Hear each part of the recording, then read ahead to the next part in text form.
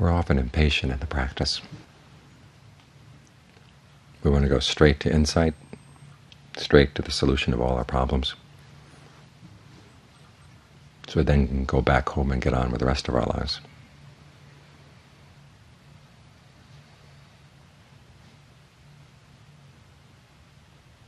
But you first have to put the mind in good shape before you're going to gain any insight.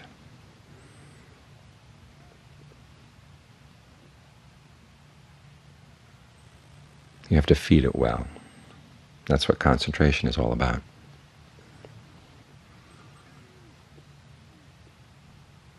As the Buddha once said, if you don't have the pleasure and rapture that can come from at least the first jhana,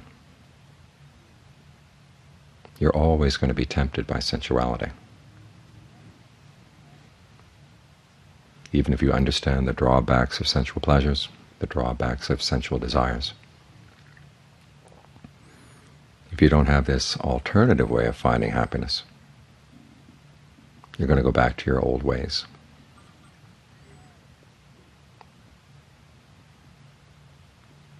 No matter how much Dharma you may have read, or how precise your understanding of the intricacies of the Buddha's teachings, when the time comes to feed, you're going to go back and feed on the same old things you've been feeding on all your life.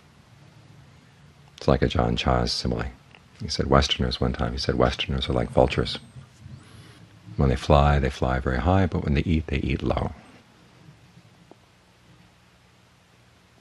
That's one of those quotes you don't normally see in books about Ajahn Chah.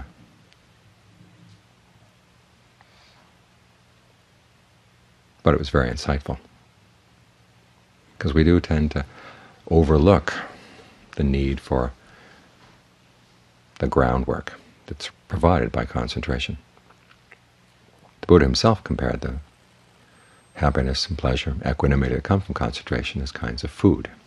He has the image of a fortress at the edge of a frontier, and different qualities in the path correspond to different aspects of the fortress. There's discernment, which is like a slippery wall that the enemy can't climb up. Mindfulness is like the gatekeeper, who remembers who to let in and who not to let in. And jhana, he says, is like stores of food. If I remember rightly, if the first jhana is like things like beans or rice, and then you work up to the fourth jhana, which is like honey and butter. These are ways of nourishing the mind.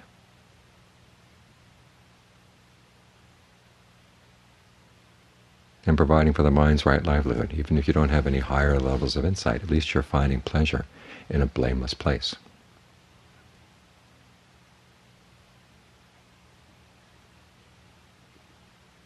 You could say that this falls under the factor of right livelihood in the path.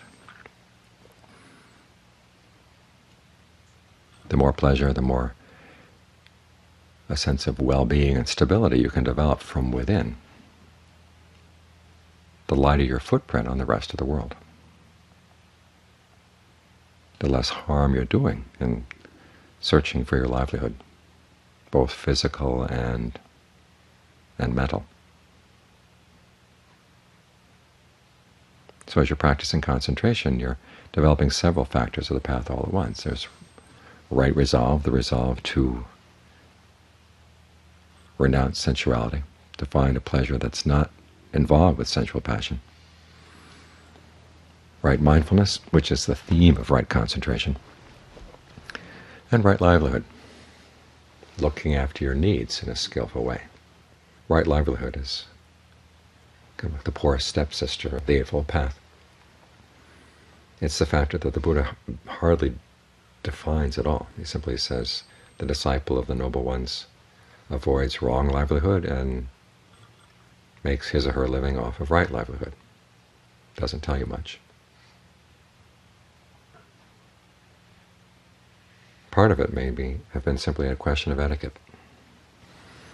There's only one passage in the canon where the Buddha clearly comes out in a general statement that there are 5 types of wrong trade: trading in poison, trading in weapons, trading in intoxicants, trading in meat, and trading in human beings as slaves. The disciple of the Noble Ones avoids those kinds of trade. You don't set yourself up with a shop to sell alcohol or poison or weapons, meat or slaves. But otherwise, the Buddha is very circumspect about talking about different people's occupations. There are two cases where people come to him. One case is an actor, and the other is a soldier, professional soldier. And they say pretty much the same thing. Our teachers who taught us to be actors, the actor said that if you spend your life entertaining people with your imitations of reality, making them laugh, you're going to go to the heaven of laughter. What does the Buddha have to say about that? And the Buddha refuses to answer twice. But the actor keeps after him and asks him a third time. So the Buddha finally says, well, it looks like I can't get anywhere with you by saying I don't want to answer that, so I'll answer it. He says, if as you're acting you give rise to greed, anger, and delusion in people, and your motivation for acting is greed, anger, and delusion, then after you die you're going to go to the hell of laughter, i.e. not the place where people laugh with you, but the place where people laugh at you. And the actor breaks down and starts crying. And the Buddha says, see, I didn't want to answer your question. The actor says, no, I'm not crying because of what you said. I'm just really crying because I've been deceived by my teachers for so long. Similarly with a soldier. The soldier says, I was taught that if you die in battle, you're going to go to the heaven of heroes. What does the Buddha have to say about that? And again, the Buddha refuses to answer twice. And when pushed for the third time, he finally says, well, when you are in battle and giving rise to the desire for the killing of other beings, may these other beings suffer, may they be harmed, may they be killed. That mind state, if you die in battle, is going to take you to the hell of the heroes and those who die in battle. And again, the soldier cries, and the Buddha says, look, I said I didn't want to answer the question. And the soldier again says, no, I'm not crying for what you said, I'm just crying because I've been deceived for so long. The Buddha's etiquette here is interesting.